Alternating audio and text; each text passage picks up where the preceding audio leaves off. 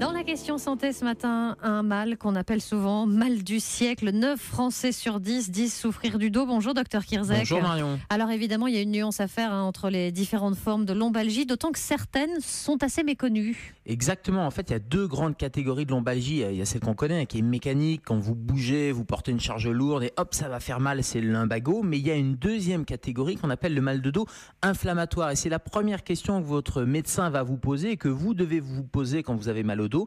Est-ce que ça vous réveille la nuit? Et si vers 2-3 heures du matin, alors vous n'avez pas fait de mouvement particulier, il y a une douleur lancinante en bas du dos, éventuellement qui descend un peu dans la fesse et puis qui alterne la fesse droite à la fesse gauche, et le matin vous avez du mal à vous réveiller parce que dès le matin il y a ce qu'on appelle un dérouillage matinal, il faut se poser la question de ce mal de dos inflammatoire et peut-être d'une spondylarthrite ankylosante. Alors la spondylarthrite ankylosante, je me suis entraînée pour le dire. Est-ce que c'est grave et qu'est-ce que c'est précisément? Alors c'est pas une maladie grave, c'est une maladie qui est chronique, dont le diagnostic est important parce que sinon on va laisser traîner ce mal de dos et on va souffrir inutilement.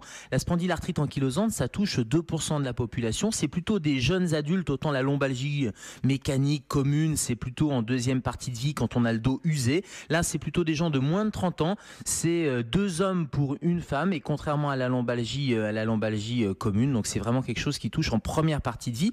Et votre médecin il fera le diagnostic clinique et puis il va faire des examens paracliniques et il fera notamment une analyse génétique parce qu'on sait qu'il y a une prédisposition, et c'est ce qu'on appelle le HLA-B27. C'est-à-dire qu'en faisant une prise de sang, on va pouvoir mettre en évidence cette prédisposition génétique et poser le diagnostic de spondylarthrite. Et ensuite, une fois que le diagnostic est établi, il y a des traitements?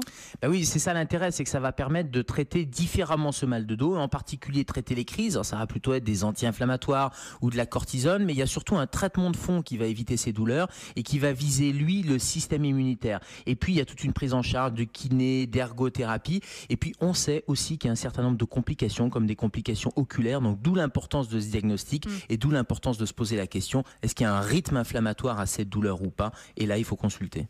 Et l'importance donc de bien traiter et de ne pas laisser traîner un mal de dos. Merci docteur Kirzek. À tout à l'heure, 10h dans Allo Europe 1 avec Thomas Touroud.